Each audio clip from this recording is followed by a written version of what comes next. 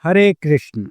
Gurudev has demonstrated another divine Leela of Lord Krishna, filled with inspiration and profound teachings.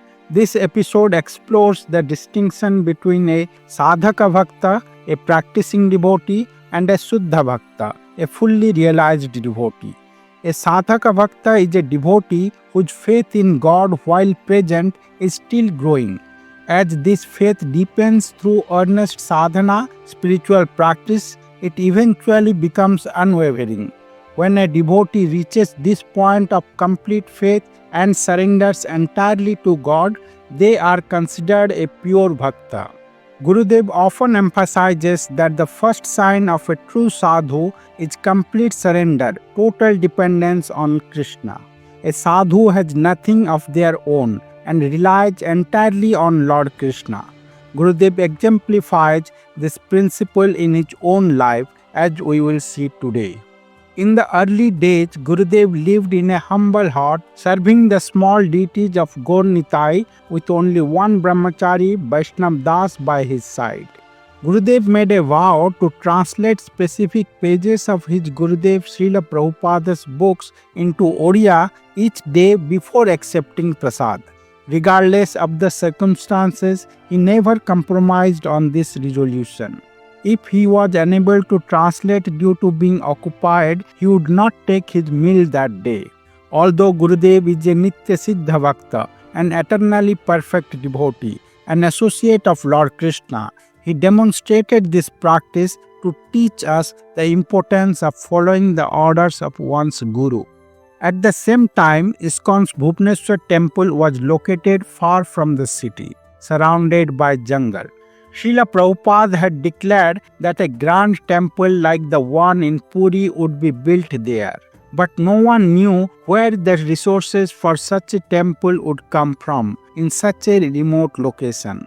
However, Gurudev, with unwavering faith, believed that Lord Krishna would provide the necessary things to fulfill the desires of his pure devotee Srila Prabhupada. He continued his service, walking 15 kilometers to the city of Bhubaneswar daily to collect alms. One day there was nothing left to cook at the ashram, not even a grain of rice. Gurudev had been immersed in his translation work since morning. Vaishnav Das, concerned, approached Gurudev and said, "Baba, there is nothing to prepare bhoga today. No rice, no lentils."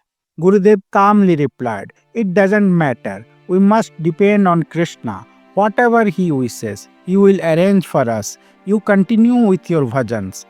Gurudev was not disturbed by the lack of food. He relied entirely on Krishna's will, believing that whatever Krishna arranged would be for the best, a true sign of a saint. Vaishnav Das, a young boy at the time, initially trusted that something would happen as Gurudev had said. So he sat down and chanted on his beads. But as the time passed and no one came with prasad, he grew anxious. When the clock ticked 10 and still no one had arrived with any food, Vaishnav Das began to feel disturbed. He recalled that in the ashram, prasad was only served once a day in the morning, and at the evening before the sunset, a small portion of flattened rice and jaggery is being served. Gurudev had very strict rules for the brahmacharis. Even the brahmacharis could not use a pillow for sleeping at night. Gurudev had taught us how to lead a simple and dedicated life. Vaishnav Das had taken some flattened rice last evening, so it is obvious that when the prasadam time approached in the morning, hunger gnawed at him. He frequently walked towards the hut and returns, seeing Gurudev still busy in his translation seva inside the hut. As the morning turned to noon, Vaishnav Das, overcome with hunger, grew frustrated and angry.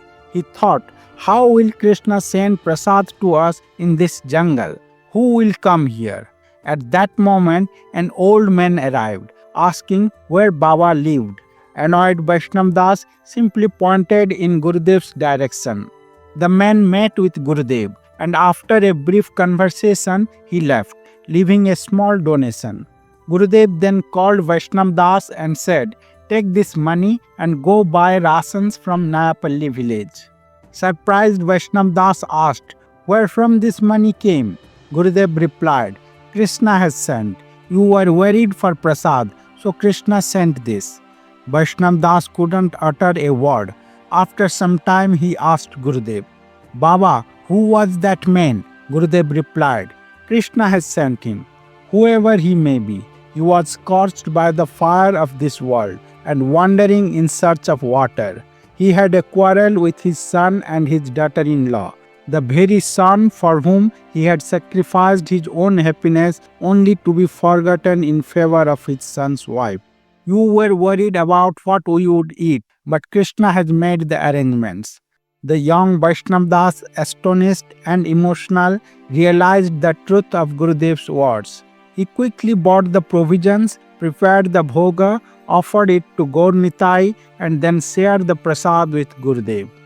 Nearly 40 years later, Bhakti Vikas Dandi Maharaj, who was once Vaishnav Das, became emotional as he recounted this episode. He remarked, "Only those who associate with a pure devotee can truly understand what pure devotion is." Gurudev was entirely dependent on Lord Krishna, with no desires of his own. Whatever the Lord willed was his will. Gurudev embodied the mantra of complete surrender to the Lord. "Marobi rakhabi jo ichha tumhar, nitya dasa prati tuya adhikar." Whether you protect me or kill me, I am eternally yours. His unwavering faith in Krishna allowed him to remain undisturbed in any situation. This profound faith was imparted to us by Srimad Gour Govinda Swami Srila Gurudev, and he taught us to cultivate the same. The following transcendent words flowed from Gurudev's holy lips. A surrendered soul doesn't think of anything else than Krishna. He never thinks of his own maintenance, he never thinks of his own protection, he never thinks of the maintenance of his family, he never thinks of his body, he never thinks of anything. Why think of? Because everything belongs to Krishna. It's Krishna's property. I belong to Krishna. So this body is Krishna's property. It is meant for his service. I belong to him. So everything with me is all belongs to him. Nothing mine. So why think of all these things? The only things of Krishna. And Krishna takes care. Yes, glorify Krishna. Chant his name and dance, and Krishna will take care of it and will supply it. And that's a fact. That's a fact. Sure, whatever we know Krishna will send, we just Yes, go. whatever you need, Krishna knows better than you know yourself. What is your need, Krishna knows better than you know. Before the birth of a child, how Krishna preserves the food for the baby on the mother's breast. Who does so? You are doing? No. Krishna is doing. Krishna is preserving food for the baby will come out, and this is food. So on mother's breast is preserving. Take this simple example, how is taking care. You should develop now faith. Why you have not made the arrangement for your maintenance? You are a faithless person, so you can't get. In this world, a pure devotee is Krishna Preshta, very dear to Krishna. Having taken shelter at his lotus feet, such devotees are sent by the Lord to enlighten us and teach us devotion. By listening to their divine pastimes, which transcend Maya, we too can develop the same faith. We will continue to share Gurudev's stories in future episodes.